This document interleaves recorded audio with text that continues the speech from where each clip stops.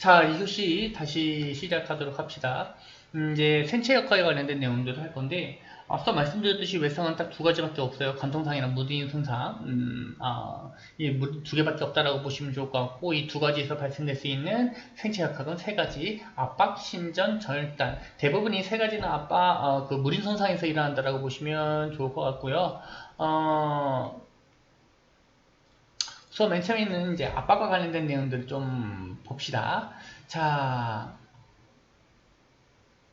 압박 손상이라는 말이 나와요. 대부분 타박서 충격, 뭐겠어요? 관통상이 아니라 둔상에서 많이 일어나겠죠. 그래서 신체 일부를 멈추지만 간성의 나머지 신체 부위가 계속해서 이동할 때 발생한다라는 거. 이런 것들이 대부분 뭐가 있냐면 이제 여러분들 피부가 이렇게 있잖아요, 그죠? 여기 피부가 있는데 여기에 동그란 쇠구슬이 하나 뚝 떨어지는 거예요. 뚝 떨어져서 쾅하고 부딪히게 되면 여러분들 피부는 어떻게 되죠? 여러분들 피부는 이렇게 될 겁니다. 이렇게 되면 문제가 되는 건 뭐예요? 그 아래에 있었던 여러 가지 조직들도 이렇게 눌릴 거란 말이죠.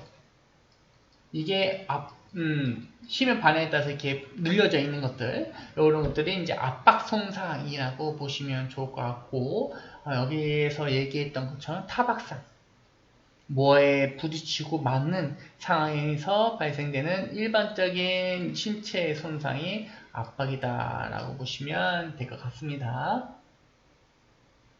자, 그 다음에 있는 것이 이제 신전인데, 신전은 뭐 압박 손상과 반대라고 설명을 해주고 있지만, 뭐 어찌 보면 동시다발적으로 일하는 상황일 수도 있어요. 왜냐면 지금 설명했던 쇠구슬 있잖아요, 그죠?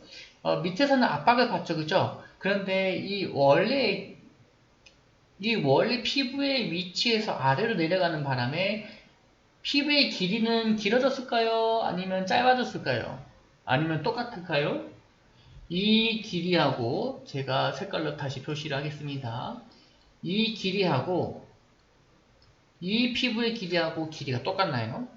아니죠, 그죠? 그렇지는 않습니다. 이 길이만큼 늘어났을 거예요. 늘어난 만큼 여기도 손상이 있는 것이 신전인 건데, 일반적으로 여기서 말하고 있는 신전의 손상은 이렇게 단순하게 압박에 의해서 발생되는 피부의 늘어짐 정도를 이야기하는 것이 아니라 이 잡아당김의 힘이 매우 강력해서 신체 기관이나 장기를 찢어버리는 상황을 신전이라고 예시를 많이 할 겁니다. 어떤 걸 얘기할 거냐면 자살 환자, 행인이라고 해서 조금 영어 아닌 영어기는 하지만 네, 저도 모르게 튀어나와서 목을 매달아서 자살하시는 분들 있잖아요, 그죠? 행인 환자들. 자꾸만 행인이라고 말하는데 목을 동그랗게 매서 이제 자살하게 되면 일반적으로 이걸 자세하게 설명을 하는 게 좀 그렇긴 한데 어쨌든 간에 체중을 실어서 목에 혈량을 줄이게 되면 내려가는 산소와 에너지가 없어지겠죠, 그죠?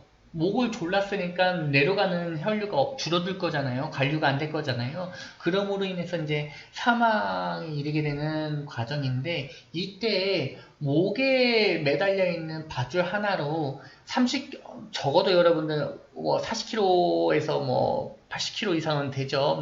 건장한 남성 같은 경우는 80kg 정도 될 거고, 마른 여성분들 같은 경우는 45kg, 40kg 정도 될 건데, 이런 것들은 꿈의 몸무게이긴 하죠. 어쨌든 간에. 그 몸무게를 이 밧줄 하나하고 목으로 지탱한다라고 보시면 돼요. 그럼 어떻게 되겠어요? 밧줄로 인해서 신체는, 얼굴은 고정되어져 있고, 50kg 혹은 80kg에 달하는 신체는 밑에 중력에서 쭉 내려가려고 하게 되겠죠. 그러면 이 접합점, 가장 약한 곳에서 무엇이 일어날 것이냐? 당김이 일어날 것입니다. 잡아당기는 거요. 그래서 충격과 반충격처럼 상반되는 힘이 작용할 건데요. 여기에 목을 이렇게 쭉 매달아요. 사람 얼굴로 쭉 매달면 중력에 의해서 이 몸무게가 생길 거예요. 여러분들의 몸무게는 중력의 힘입니다. 중력의 힘. 중력의 힘을 그냥 단위로 표기한 것이 몸무게라고 보시면 돼요. 무게라고 보시면 돼요. 그 다음에 다른 걸로 또 표시를 해드릴게요. 지금 밧줄로 이 환자를 고정하고 있는, 환자를 계속 고정하려고 하고 있는 이 상반된 힘. 이 두 가지 힘이 충돌하는 부위가 어디냐면 이 목 부위입니다. 목 부위. 그래서 경추가 자살한 지 오래되신 분들 같은 경우에는 경추가 축 늘어져서 이렇게 길게 나타나는 경우도 있거든요. 그러니까 목이 원래 있던 목의 길이보다 훨씬 더 길어진 상태. 그래서 여기 이야기하고 있는 신전의 그 손상 기전은 반대되는 방향에 일어나는 에너지의 힘 때문에, 다른 색깔을 바꿀게요. 반대되는 에너지에 상반되는 충돌, 힘의 방향 때문에 이 중간에 끼어져 있는 신체 부위가 손상당하는 것을 신전이라고 이야기하는 겁니다. 뭐 어렵지 않죠, 그죠? 네, 그렇게 생각해 주시면 될 것 같고요. 이 두 가지 뭐 다 어렵지 않을 겁니다. 그 다음에 여기에 간단히 알아보는 병태생리학이 있는데요. 요거는 제가 수업을 진행하면서 단 한 번도 설명을 해준 적은 없어요. 왜냐면 조금 여기 있던 내용이 여기 있던 내용과 중복되는 경우가 조금 많이 있어서 한 번도 수업 중에 설명한 적은 없지만 꼭 읽어보라고는 얘기를 합니다. 왜냐면 이 내용이 좀 이 교재의 본문 내용보다 이 간단히 알아보는 병태생리학이 더 재밌어요. 책을 본다는 거에 대해서 여러분들 재미를 느끼는지는 모르겠지만 저는 이 부분이 좀 재밌다라고 느껴지는 부분들이거든요. 공부할 때 내가 그 학생 때 물론 저는 이제 뭐 공부를 할 때는 항상 재미있게 하는 사람이긴 하지만 어쨌든 간에 이 부분이 좀 재미있게 다뤄질 수 있기 때문에 여러분들에게 꼭 한 번쯤 읽어보라고 추천해 드리고 싶고요. 자, 그 다음에 전단이 있어요. 전단. 전단 같은 경우에는 여기에 써져 있는 것처럼 가장 부위나 장기 장착 부위에서 발생된다. 여러분들이 알고 계셔야 되는 기본 생체 상식 중에 하나는 모든 장기들은 완벽하게 부착되어져 있지 않다라는 겁니다. 간도 그렇고요. 내장도 그렇고 뭐 심장도 그렇고 폐도 그렇고 혈관도 그렇습니다. 여러분들 막 운동하게 되면 혈관이 이제 붉어져서 이제 이렇게 튀어나오잖아요, 혈관이. 그 혈관 이렇게 막 이렇게 손가락 위로 왔다 갔다 한번 해보세요. 혈관이 크게 흔히 벗어나지는 않겠지만, 움직이기는 할 거예요. 제한되어져 있는 범위 내에서는 혈관이 왔다 갔다 이동을 할 겁니다. 여러분들의 그 움직임의 손가락을 누르는 움직임의 방향에 따라서요. 그래서 모든 신체 부위가 완벽하게 고정되어져 있지는 않아요. 그런데 고정할 만한 제 위치에 있을 만한 고정 부위는 있죠. 그러니까 뭔 말이냐면 간을 얘기하게 되면 간이 오른쪽에 이렇게 있을 건데 간이 모든 본드처럼 이 모든 부위가 이 전 표면이 본드처럼 완벽하게 딱 붙어 있지 않다라는 소리예요. 색깔을 좀 달리 표시할게요. 요걸로 표시할게요. 본드처럼 이 부위가 모든 피부 혹은 내부에 있는 다른 조직들이나 장기들에게 다 달라붙어 있는 상황은 아닙니다. 그냥 복강이라는 공간 안에 여러 가지 인대와 끈들로 인해서 고정되어져 있는 상황일 뿐인 거예요. 이렇게 인대가 이렇게 걸쳐서 간을 지탱해주고 있고요. 그 다음에 이쪽에 혈관들에 의해서도 붙어져 있고요. 이건 뭐 여러분들 나중에 해부하기 위해서 충분히 이해가 되실 거고요. 그 위쪽 벽에 의해서 조금 고정이 되어져 있긴 한데 어쨌든 간에 모든 장기는 완벽하게 붙어 있지 않습니다. 그래서 전달에 관련된 이야기를 할 때 지금 간에 대해서 설명했는데 이 간을 이야기하는 이유가 여기에 있어요. 이 전단을 가장 쉽게 설명할 수 있는 부분이기 때문이죠. 그래서 보시는 것처럼 이 간원삭이라는 것이 있는데 이 간원삭은 뭐 그 탯줄이 이제 태화되면서 간을 뭐 고정하는 인대로 바뀌었다고 보시면 돼요. 그래서 보시는 그림처럼요. 이 간을 이렇게 둥글게 다른 곳에 이동하지 않도록 이렇게 감싸고 있어요. 감싸고 있는데 전단이라는 거는 어느 때 생기냐면 관성에 의해서 생기게 됩니다. 여러분들이 뭐 여기서는 자동차 사고로 설명을 해주고 있으니까 그대로 제가 말씀을 드릴게요. 자동차 사고가 쾅 하고 발생했어요. 여러분들은 100km로 달리고 있는 것과 거의 유사한 에너지를 가지고 있는 거고 그 상태로 혼자 여러분들 운전자라면 운전대하고 부딪힐 겁니다. 여러분들하고 운전대가 부딪히면요. 그 안에 있는 장기들은 가만히 있나요? 아니죠. 그 안에 있는 장기들도 관성의 법칙에 따라서 앞으로 이동할 겁니다. 그 앞으로 이동함에 따라서 이 관원사계에 붙어져 있던 간이 앞으로 갈 거잖아요. 이것도 큰 장기니까. 근데 간원상은 뭐 할까요? 이 간을 고정시키려고 그 자리에 있을 거잖아요. 그죠? 그러면 간은 앞으로 가고 얘는 고정하고 간은 여기 있다가 앞으로 갈 겁니다. 색깔을 또 다른 걸로 할게요. 간원삭은 이렇게 둥글게 요거를 이제 세로로 본 거예요. 지금 이쪽에서 보고 있는 겁니다. 둘러싸고 있는 간원삭이 있는 거고 자, 그 다음에 간은 여기 있는 거고 자, 충돌로 인해서 간이 이제 앞으로 갈 거예요. 앞으로 이렇게 이동을 해요. 그러면 간원삭은 이렇게 그대로 있는데 간이 앞으로 이동했으니까 지금 어떻게 된 거예요? 이만큼은 잘려져 버린 거죠. 이해가 되시나요? 이게 그림으로 설명하기가 조금 애매하긴 한데 어쨌든 간에 전단 같은 경우에는 지금 설명하고 있는 것이 간에 대해서 설명을 했는데 간과 관련된 내용들을 설명해줬는데 고정되어져 있는 건이나 고정점에 의해서 장기들이 제 위치에 있는데 여러가지 관성의 법칙에 따라 장기가 급격하게 위치를 변경하게 되면 이 고정하고 있는 힘과 그리고 이동하려고 하는 관성의 힘에 의해서 그 부위가 찢어지거나 혹은 감싸고 있는 장기가 파괴되거나 하는 것들이 전단이라고 보시면 되는 거예요.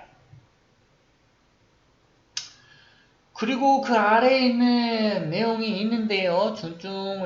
외상충충도의 예측인자수의 손상 이전이 있는데 뭐 민감도 특이도라는 것이 있어요. 뭐 센시티비티랑 스페시피티라는 것이 있는데 민감도라는 거는 뭐 간단하게만 얘기할게 이게 여러분들에게 중요한 내용은 아니거든요.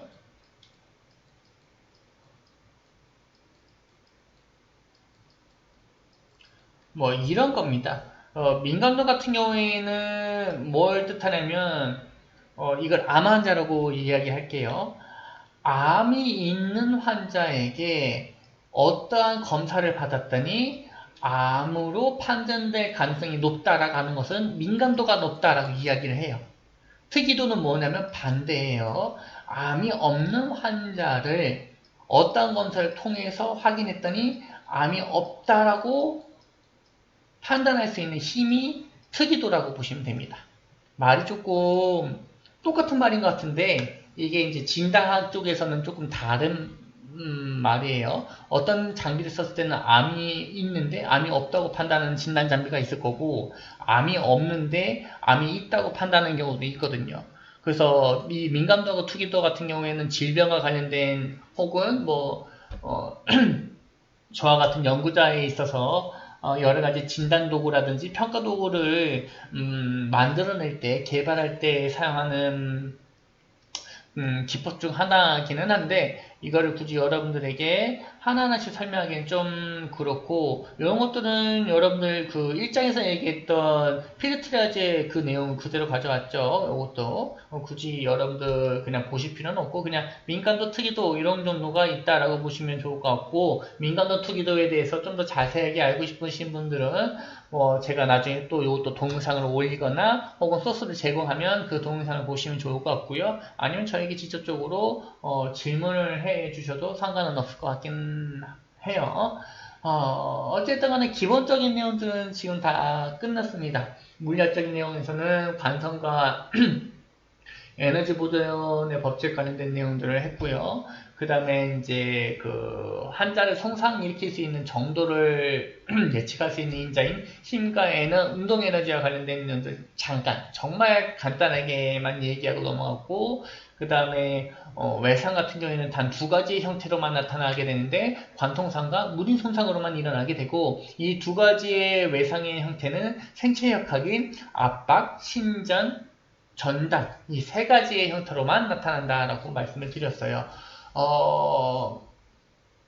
여러분이 조금 지금까지 얘기했던 내용들이 아마 이해하기 어려울 겁니다. 각각의 하나하나씩을 이야기하고 있을 때는 이게 뭔 얘기지?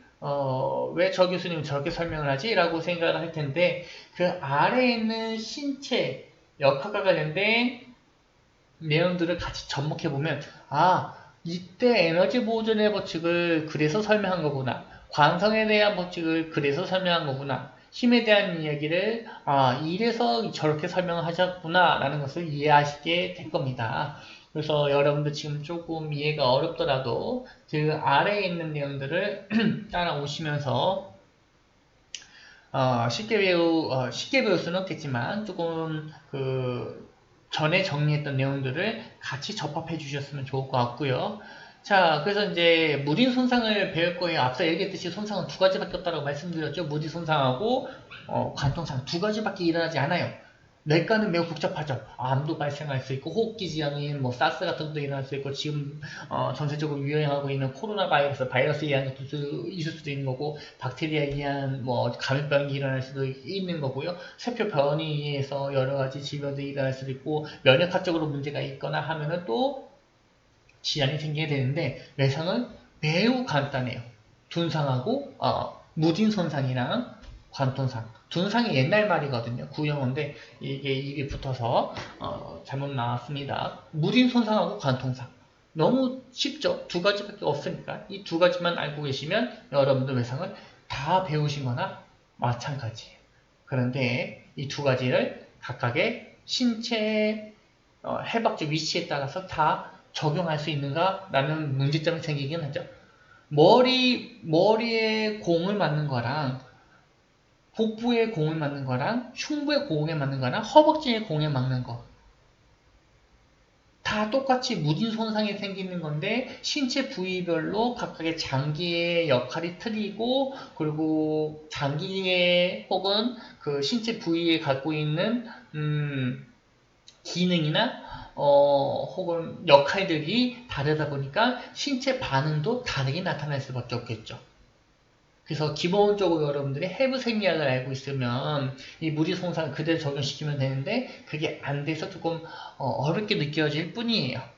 어쨌든 간에 다시 본문 내용으로 돌아와서 무리손상과 관련된 내용들을 말씀드릴 건데, 첫 번째 1학기 때 말씀드렸듯이 이 외상과 EMS는 이 전쟁으로부터 시작이 돼서 자동차 사고 때문에 EMS가 출범하게 되었어요. 법으로.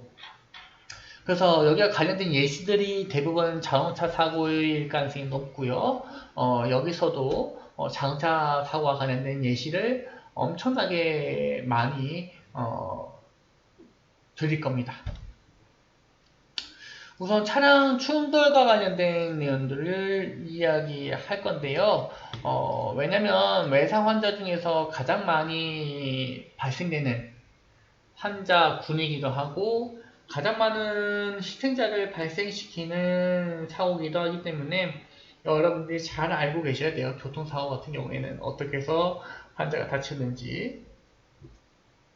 자, 첫 번째 차량 충돌과 관련된 내용들 얘기를 할 건데요. 차량 충돌은 뭐 여기서 이야기를 하기를 5단계 정도 또 나눌 수 있죠. 우선 좀 사고가 일어나면 차량이 무언가하고 충돌을 해야 되겠죠. 그죠? 뭐 벽하고 부딪히든 혹은 다른 차량이랑 부딪히든 아니면 뭐 전봇대하고 부딪히든 차량이 충돌하는 사건이 맨 처음에 일어나야 되고요. 그 다음에 사람이 차량 내부 구조물하고 부딪히는 사건이 이벤트가 일어나야 되고요. 그 다음에 상황에 따라서 내부의 그 안에 있는 장기, 내부 장기들이 신체와 충돌하는 상황이 일어나게 되고요.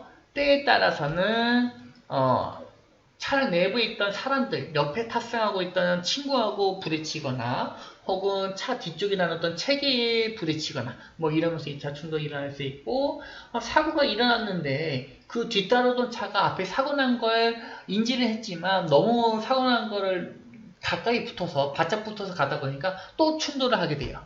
그럴 경우가 발생할 수도 있겠죠. 그래서 여러분들이 이제 각각의 내용들을 보실 건데요. 솔직히 안에 있는 내용들을 다 일일이 제가 이야기하지는 않을 겁니다. 그냥 보시면 되는 거기 때문에 그냥 저는 설명만 할 거고요. 여러분들은 책에 있는 내용들을 꼭 읽어주셔야 되고 그리고 제 이야기하고 책에 있는 내용을 융합해 주시면 되는 거고요. 융합해서 이해하시면 참 좋은데 이해하지 못했다? 그럴 경우에는 저에게 질문을 해주시면 되는 겁니다. 자, 그래서 맨 처음에 나온 것이 차체 충돌이죠. 그죠? 무언가가 차를 뭐 어떤 원인에 의해서든 내가 음주운전을 했던 신호 위반을 했던 과속을 했던 어떤 뭐 원인에 의해서 차가 무언가하고 충돌을 발생시키게 됩니다. 그래서 쾅 하고 차량 충돌이 발생하게 되면 이때 가지고 있던 에너지가 내부로 혹은 다른 에너지로 전달이 되는 거죠. 그래서 이 차량 충돌에서 여러분들이 이해해 줄 게 뭐냐면 앞서 얘기했던 관성의 법칙하고 이 5가지를 관성의 법칙과 그 다음에 에너지 보존의 법칙에 관련된 내용들 운동 에너지 그리고 힘에 관련된 내용들이 복합적으로 나올 겁니다. 자, 예를 들어 보죠. 전봇대가 있어요. 하나의 차량은 시속 50km 달리고 있고 50km 달리고 있고 하나는 100으로 달리고 있어요. 자, 운동에너지가 똑같은 차량이라고 봅시다. 똑같은 아반떼 차량이라고 보고 속도 차이가 2배 나지만 이때 에너지의 크기는 4배 차이 난다고 말씀을 드렸을 때 그죠? 그래서 이게 쭉 가다가 쾅 하고 부딪혔어요. 똑같은 전봇대. 그랬을 때 얘는 50km 달리고 있던 애는 멀쩡히 정신을 차리고 있어서 잠깐 좋은 것 뿐이라서 50m 밖에서 내가 졸았다는 걸 인지하고 잠에서 깨고 브레이크를 밟기 시작해요. 그래서 충돌할 때는 시속 10km로 충돌하게 됩니다. 근데 100km로 달리고 있던 얘는 뭐 완전하게 졸음운전을 해서 전봇대, 음주운전이라고 합시다. 음주운전을 해서 아주 인사불성으로 그냥 뭐 전봇대가 있는지도 모르고 쾅 하고 부딪히게 돼요. 그러면 여러분들 상식하에 심하게 다쳤을 환자는 누굴까요? 상식하에 당연히 이 환자를 뽑을 거예요. 아무도 1번을 꼽지는 않겠죠. 그죠? 근데 여기에 대해서 왜 이런지, 왜 1번 환자가 덜 다칠 건지 설명해 줄 수 있는 사람이 필요한 거죠. 그게 물리학인 거고, 그게 관성과 에너지 법칙인 겁니다. 얘가 50km로, 시속 50km로 달리고 있다가 차량이 50m 막혀서 전봇대에 내가 졸았구나라는 것을 인지하고 브레이크를 쭉 밟아요. 그러면 브레이크를 밟으면서 무슨 소리가 나죠? 끼익 소리가 날 겁니다. 운동 에너지가 소리의 에너지로 바뀌고 있는 거예요. 그리고 브레이크하고 브레이크 페달이, 브레이크 디스크하고 브레이크 페달이 마찰이 되면서 뭐가 발생할까요? 열. 왜 가끔씩 그 영화 같은 거 보게 되면 빨리 달리다가 브레이크를 세게 밟게 되면 타이어 쪽에서 연기가 나는 거 봤죠? 물론 타이어가 지면에 의해서 발생하는 열도 있는 거고요. 그 다음에 지금 앞서 말씀드린 것처럼 브레이크 디스크하고 페달이 마찰되면서 브레이크를 밟으면 이제 속도를 줄이려고 하는 거니까 맞추려고 하면서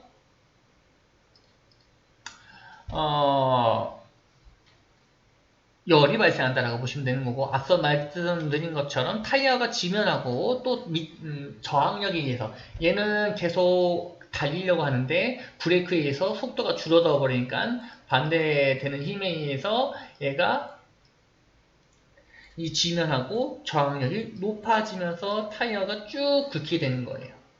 그래서 여러분들 사고 난 잘 보게 되면 검게 그 스키드 마키러 가는데 그 타이어 자국이 나는 거 봤죠? 그런 것들이 이때 생긴다고 보시면 돼요. 이런 것들이 다 운동 에너지. 이 시속 50km로 달리고 있던 차량 내에서 가지고 있던 운동 에너지가 소리와 열 에너지로 변화되는 과정입니다. 이게 에너지 보존 법칙에 관련된 내용이고요. 그렇게 요거로 해야겠다. 이렇게 달리다가 그럼에도 불구하고 워낙에 관성의 힘이 세다 보니까 브레이크를 꾹 밟았는데도 불구하고 결국에는 전봇대하고 부딪히긴 했어요. 관성의 힘에 의해서 화학하고 부딪혔을 때 그나마 부딪혔을 때 충격량 시속이 10km였던 거죠. 그러니까 50m 동안 40km에 시속 40km라는 이 운동 에너지가 사라진 거예요. 감속이 된 거죠. 그리고 충돌했을 당시에는 시속 10km라는 이 에너지가 충돌하면서 차량이 멈출 거죠. 그러면 시속이 어떻게 되는 거예요? 0으로 되는 겁니다. 그래서 감속은 이 10km per hour가 되는 거고, 얘 같은 경우에는 뭐 브레이크도 밟지 않고 막 아무것도 안 했어요. 그러면 이 중간에 운동 에너지가 다른 걸로 전환이 안 됐죠. 다른 걸로 전혀 전환이 되지 않았어요. 이거는 다른 에너지로 전환이 돼가지고 그나마 속도도 줄고 내가 50km 달리고 있던 아반떼 차량이 가지고 있던 운동 에너지가 다른 에너지로 분산되기도 해서 그나마 다행인 건데 얘는 그렇지 않았죠. 음주운전으로 인해서 전혀 이 사고에 대한 인지를 못했기 때문에 그러면은 그냥 쾅 하고 부딪히는 거예요. 아무런 에너지의 전환 없이. 그러면 원래 가지고 있던 이 운동 에너지가 쾅 하고 다 그냥 한꺼번에 힘으로 전환이 됩니다. 힘이라는 에너지로 전환이 되는 거죠. 얘는 그러면 어떻게 되는 거예요? 0에서 100이라는 쾅하고 부딪히면 차가 멈출 거잖아요. 그죠? 그러면 이제 100km라는 0에서 속도가 0이 될 거니까 100km, 시속 100km라는 힘이 그대로 0이 돼서 감속이 되는 거고 얘는 10km에서 0으로 감속이 되는 거고 그리고 50km에서 40km로 빠진 것들은 아까 얘기했던 이 에너지 보존의 법칙에 의해서 다른 에너지로 다 발산이 된 건데 얘는 그렇지 않아서 나머지 있던 에너지 다 모두 힘으로 전환이 된다라고 보시면 될 것 같고요. 그로 인해서 탑승에 있던 환자의 손상은 얘가 훨씬 더 크다. 그냥 단순히 숫자만 봤을 때는 10배 정도 크다.